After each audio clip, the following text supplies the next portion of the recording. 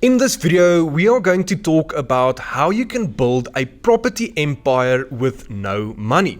I'm here with Jaco from Prosperity Enterprises today. And Jaco, what would you say would be the best way to build a property portfolio if you have no money? Thank you, Louis.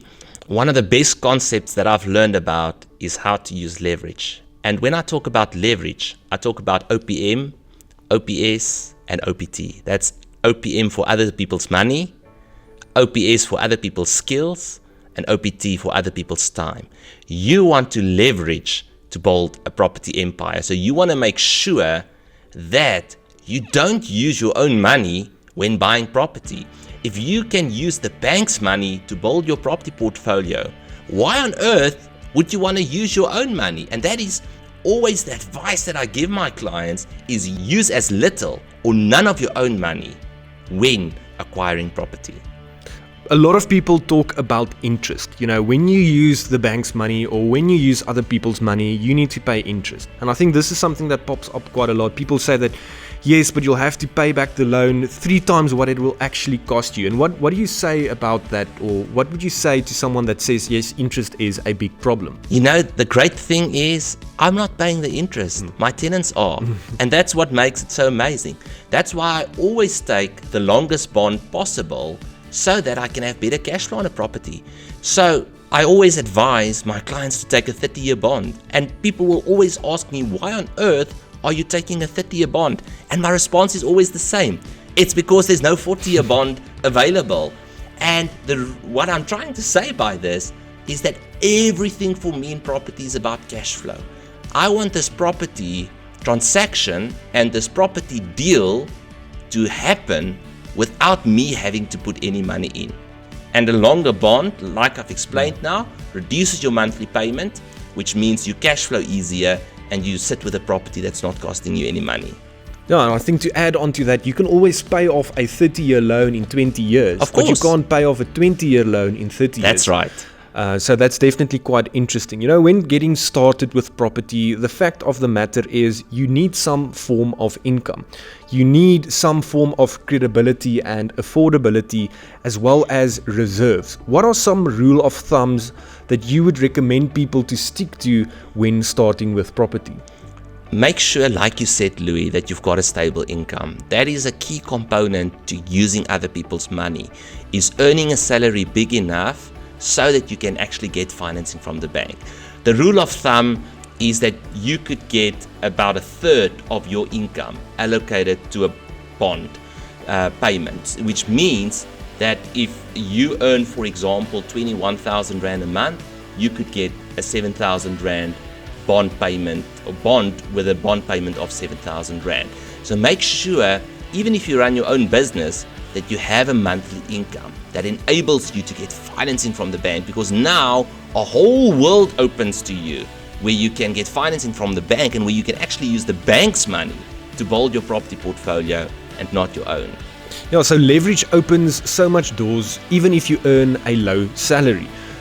It's obviously the easiest way to buy property is to use the bank's money.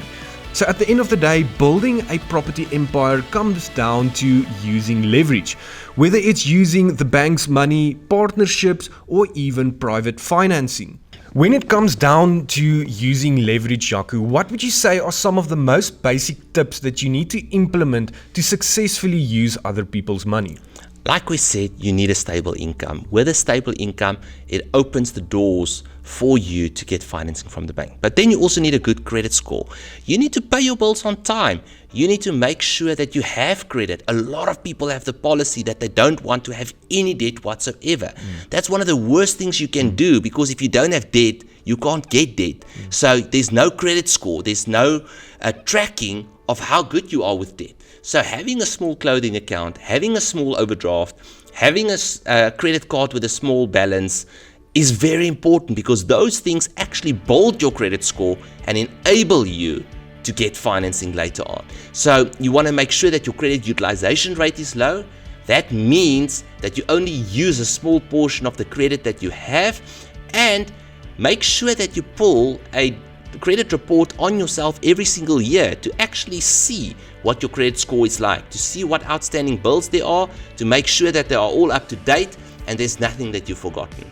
I think having a good credit score comes down to, having the right mentality about debt. And I think this is something that a lot of people in South Africa struggle with, is using debt incorrectly or buying consumer items and spending debt on all the wrong things. And I think it's a great principle to kind of use because it teaches you how to manage your money, how to manage debt, and to get into the mentality of using debt to your advantage. Another thing that I know is very important is reserves. What is something that you would add on to when it comes to reserves for property investing?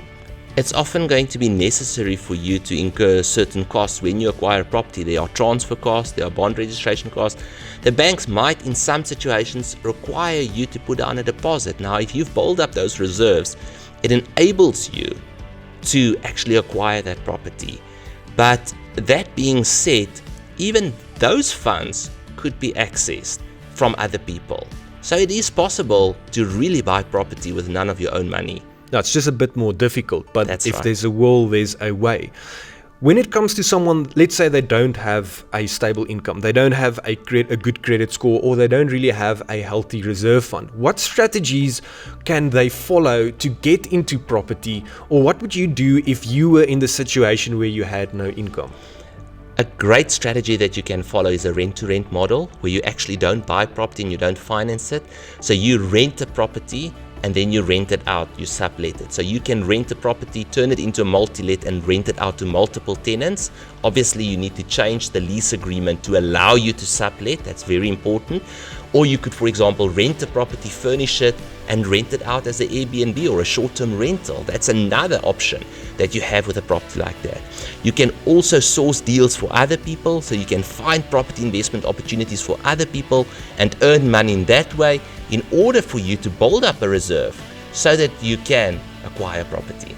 Thank you, Yaku. I think there is other ways to get into property even though you don't have an income or a salary. But at the end of the day, it's so much easier to use the bank's money. Just work on your credit score, work on a stable income, and build a healthy reserve fund.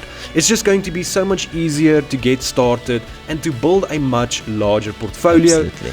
And at the end of the day, if you are struggling with these steps, it might not be the best idea to invest in property if you can't work on your credit score, or if you can't work on finding a job with a stable income. With that said, building an empire is not easy, but with the help of other people's money, it's definitely possible.